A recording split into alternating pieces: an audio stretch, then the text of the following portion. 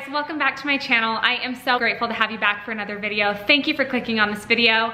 If you are new here, I would absolutely love it if you subscribed. Go ahead and join the family. Click that little red subscribe button, and then you can hit the notification bell right next to it so that you can go ahead and be notified every single time that I upload. If you are a returning viewer or subscriber, thank you so much for being here. You already know how much I love you. My family loves you. We are just so grateful for your love and support. I am so grateful for this community.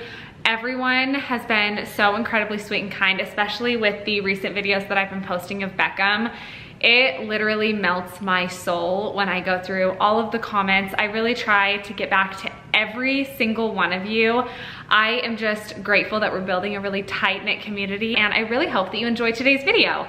We are going to be talking about something that is definitely more on the serious side of things. This is going to be another little sit-down chit-chat. We are going to be talking about something that you have probably struggled with. And if you've struggled with it, it's probably something that you're a little bit embarrassed about, that you've kept really secretive. There's a lot of shame associated with the subject that we're gonna talk about today. And guys, I want to normalize this subject. I don't wanna make it okay, but I want to normalize talking about it. We can't overcome something we don't acknowledge. And I have found that to be tried and true with everything I've learned when it comes to the trauma that I've been through, recovering from my eating disorder. It is so incredibly important to feel like you are not alone, to know that other people have these exact same struggles. They're breaking through these barriers. They've done it before, they'll do it again, and you can overcome what we are going to talk about today. As you can see by the title, today's video is going to be all about binge eating. Of course, binge eating is a specific type of eating disorder, and so I am not a therapist. I want to put that disclaimer out there just so you guys understand my qualifications. I am going to be talking to you about my experience with binge eating, the way I've overcome it, and the way that I teach my clients to overcome binge eating, and just a few helpful tips, tricks, tools that you can implement to have a better life, especially when it comes to your relationship with food and how you associate food with different things.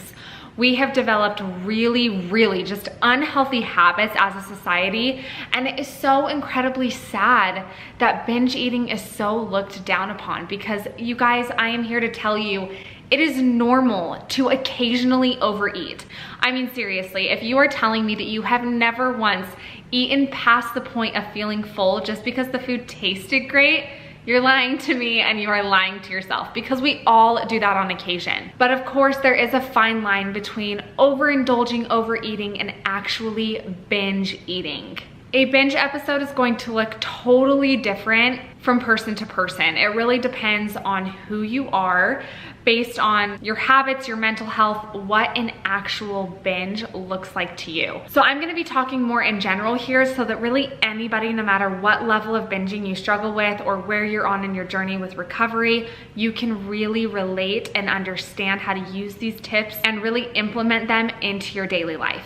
So the very first thing that I want you to think about is that in order for you to overcome something that you are struggling with, overcome something that is addictive for you or a really bad habit, you absolutely have to learn how to live with the feeling of being uncomfortable.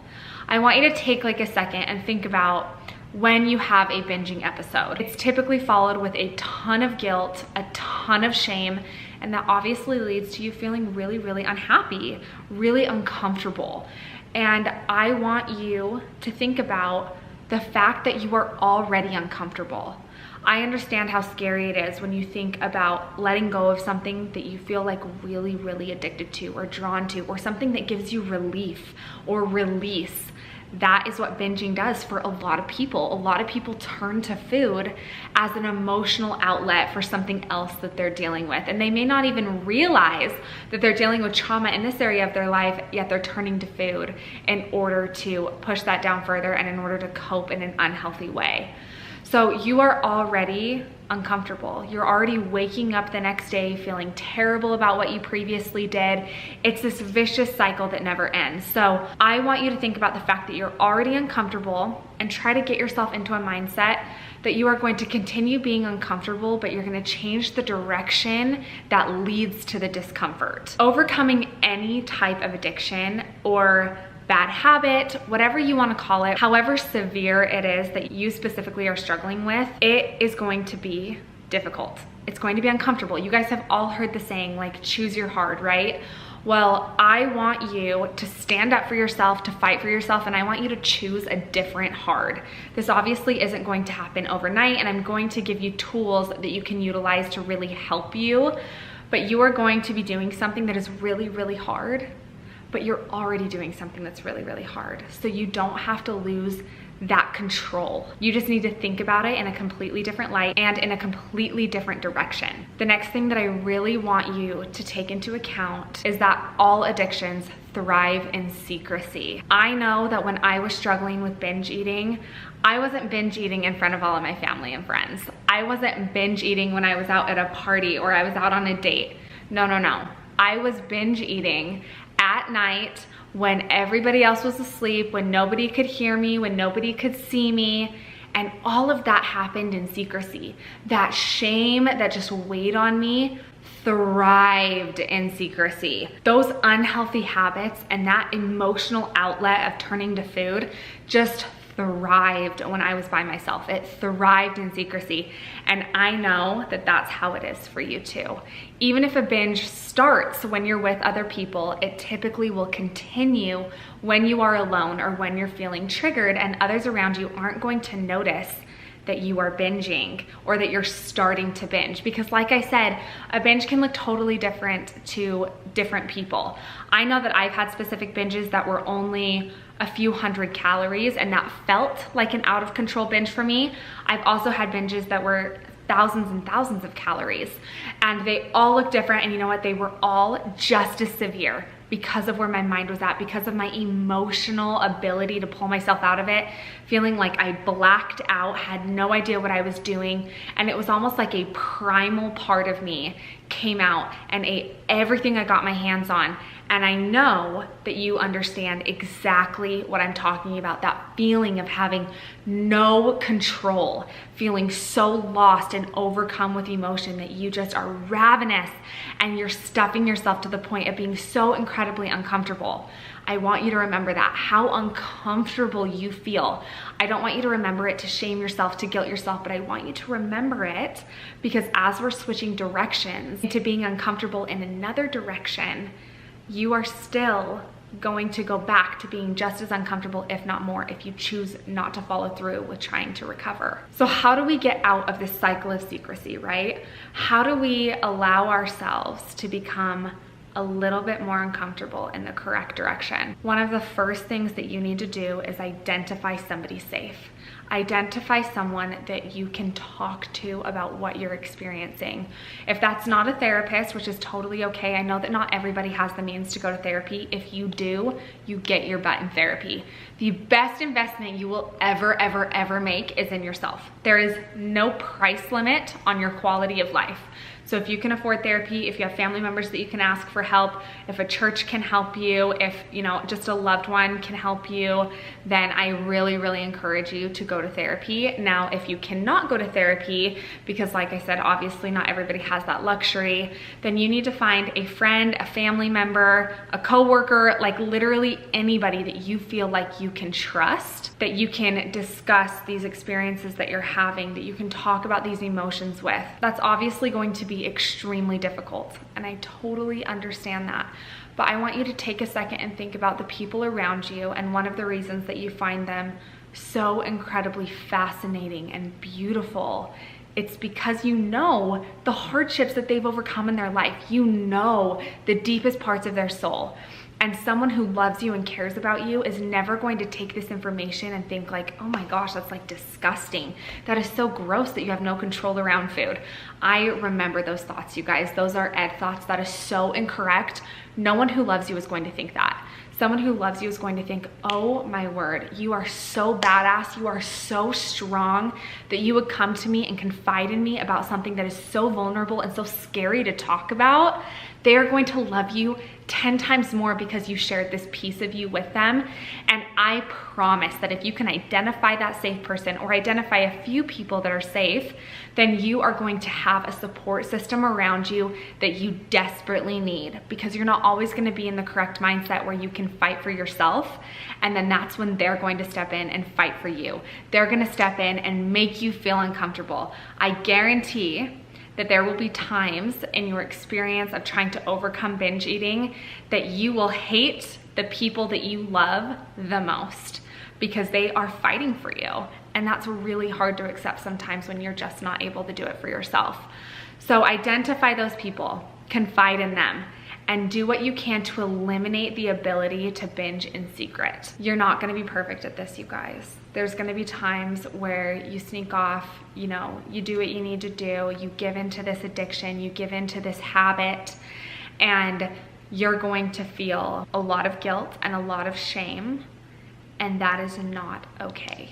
That is not okay, because you are not alone.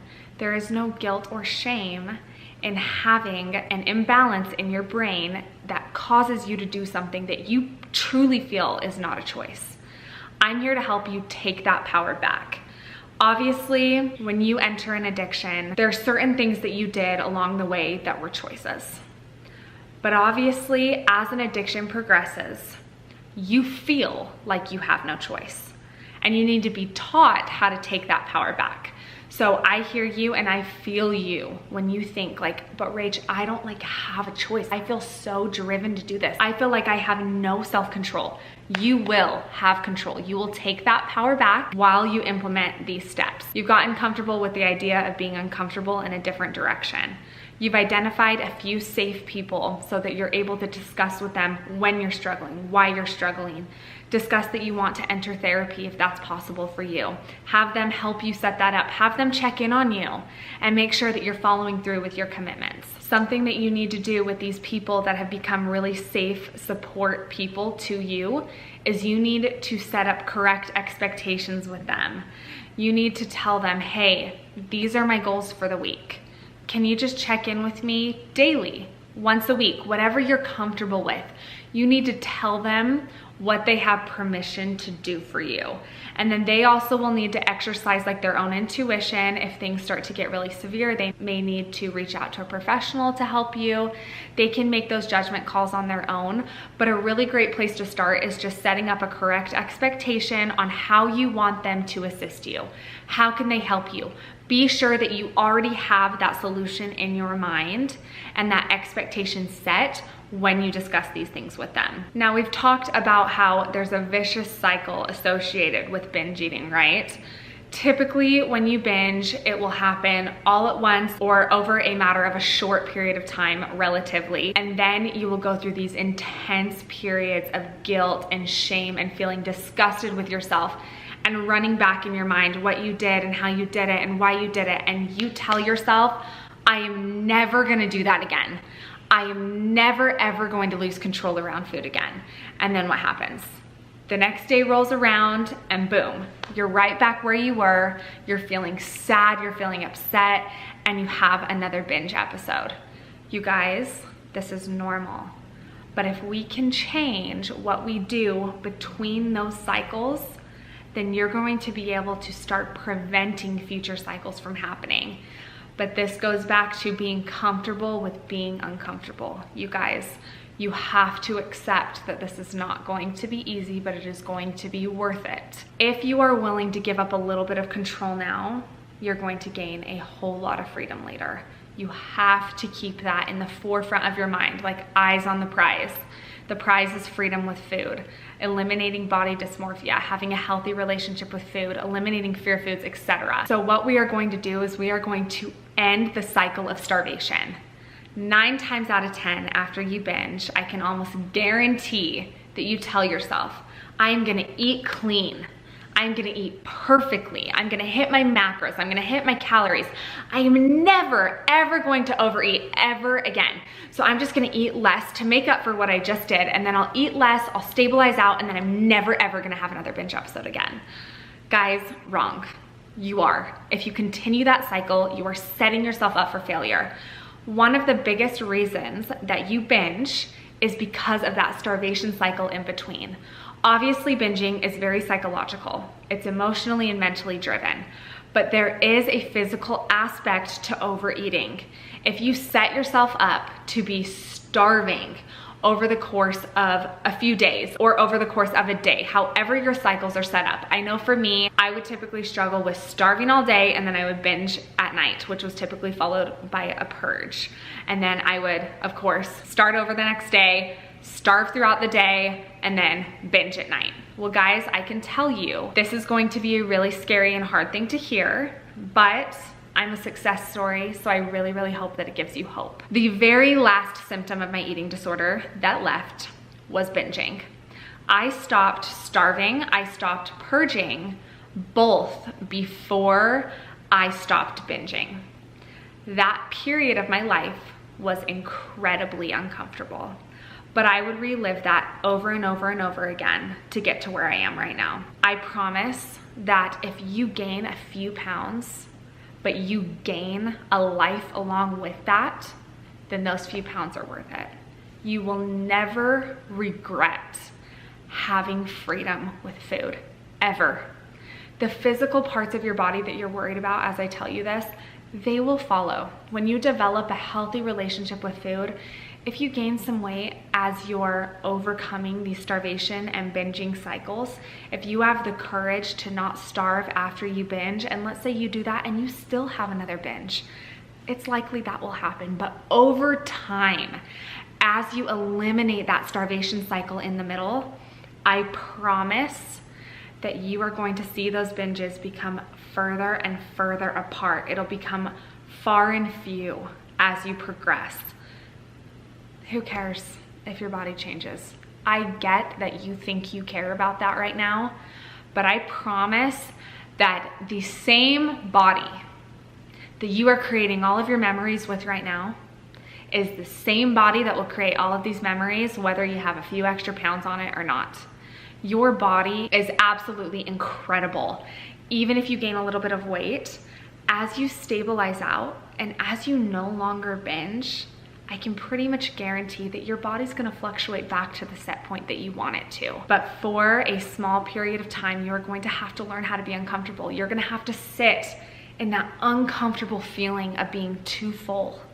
You're gonna have to wake up the next day and have the courage to eat breakfast, even if you binged the night before, because that is the path to not binging again the next night. That's when you implement those people that are safe. You tell them what happened the night before and you tell them your goals for the day. You say, you know what, I'm gonna eat today because I deserve to eat. I had a little bit of extra fuel last night, so I'm gonna have an incredible workout. I'm gonna move my body, but I'm not gonna overdo it. I'm not gonna purge through exercise. I'm not gonna starve myself. I am just going to go back to normal. I'm going to keep practicing. I'm gonna get up on my feet and I'm gonna choose my hard. And your hard is gonna be different this time, because I will tell you what, it is freaking hard and exhausting to starve and binge and starve and binge and starve and binge. And that lasts a hell of a lot longer than binging and eating and eating and eating and then binging again. And you see how it spreads out? It'll spread out, you guys. You've gotta trust me. You've gotta implement these tools. We've gotta get uncomfortable. We've got to have people that are safe, that we can rely on, that eliminate the amount of time that we're alone. Guys, when I was dating Hunter, Hunter would text my dad when I was on my way home, because I was living at home at the time. I would go from being with Hunter to then immediately being with my parents, so that there wasn't a huge window of opportunity for me to binge or purge or have any of those eating disorder behaviors. I remember feeling so frustrated that I could not give in to my urges. So frustrated. Oh my gosh, I was so pent up and angry. I wanted to binge so badly. And you know what's crazy is I was angry at them. And I am so grateful that they didn't care. I am so grateful that they cared more about me than I cared about myself. And now I owe such a big part of my recovery to them. I am so grateful for the people that fought for me.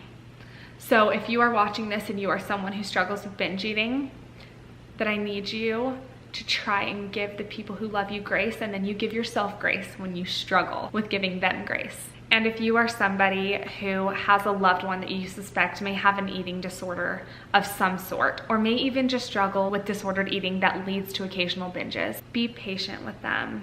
They're doing their best, and be willing to be the person that is in the position to be hated because you're doing what is right for them, because you are doing what is best for them. Be willing to fight for them. A huge thing that is associated with binging is fear foods. I know that if you have ever struggled with binging, you're probably thinking, yeah, Rachel, you're right. When I binge, I typically binge on the same foods.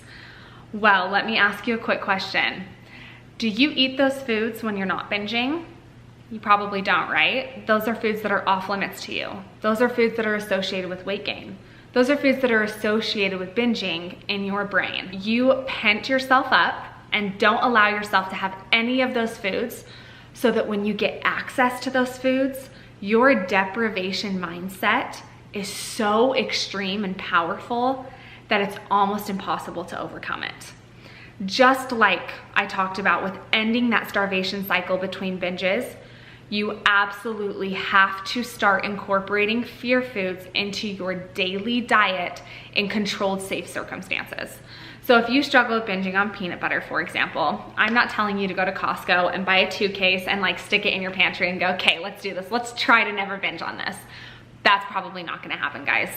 What I mean is you have peanut butter in safe environments. Maybe you order that fear food at a restaurant so that it's in a controlled setting. You don't have access to more of it, but you're practicing eating it in a very safe, controlled environment. As you progress with this exercise, you need to turn to the people that you've confided in about what you're struggling with and what you're trying to overcome and say, hey, I'm gonna buy something and keep it in my house, and I'm worried that I'm gonna binge on it, so here's my plan. You're gonna buy it in a smaller quantity, or you're gonna make sure that every time you eat it, you have to be sitting down, not watching TV, not doing anything, but you're sitting down, and maybe you're even with your safe person when you're eating this food. This is really, really cool, but one of the very first exercises that I had with Hunter after we started dating and after he went to therapy with me was I was absolutely terrified of white bread. That was a huge fear food of mine. Not any bread, just white bread. So Hunter and I went to Subway for lunch, and my assignment was to order a 6-inch sandwich on white bread. And that was just really empowering and so cool to know that I had a support system with me, that I had a safe person with me, I was in a controlled environment, and I was able to eat that sandwich, and it didn't lead to a binge, and it didn't lead to a purge. But had I gone to the store and bought a whole loaf of white bread, it's very, very likely that that was a little premature for my current skills at that time, and it probably would have ended up in complete disaster. So that's a really good example of ways that you can start incorporating fear foods in a very safe and gradual way. I know how difficult it is to talk about something that has a stereotype of being gross or a lack of self-control. It's really something that society has put so much shame on, and it makes me so mad because everybody struggles with overeating, and anyone who has attempted a diet has probably struggled with binge eating to some degree. Never feel like whatever you're dealing with isn't severe enough to get help. Never feel like you're the only person who struggles with this. Never feel like someone's going to look at you in a different way or make you feel less than if you confide in them about this. You are absolutely worthy of love and worthy of living a life that allows you to have freedom with food, freedom with your body, and live life to the fullest. Your quality of life can change. Whatever you're struggling with right now when it comes to your body, food, it can change. It will change. You are going to need a little bit of outside help, whether that's from a therapist, a family member, even just watching these videos. I really, really hope that this gives you hope and shows you that there is light at the end of the tunnel. And I hope you have the courage to choose your hard and choose a different hard today. You guys know how much I just freaking love you. I care about you so much. I wish that I could give everybody the freedom that I have, because I was in a position for so long where I really didn't think that it was possible. So thank you for clicking on this video. Thank you for trusting me with such a vulnerable topic and letting me talk to you guys about it. I love you. My DMs on Instagram are always open. My comment section is always open. I promise I will get back to you if you comment or DM me. I genuinely care about you and love you and will do anything that I can to help you. If you enjoyed this video, if you want more videos on these really raw, vulnerable topics, then please go ahead and give this video a thumbs up. Don't forget to subscribe before you leave. It really does help out my channel, and I'm so incredibly grateful for you for sticking around, and I will chat with you next time. Bye.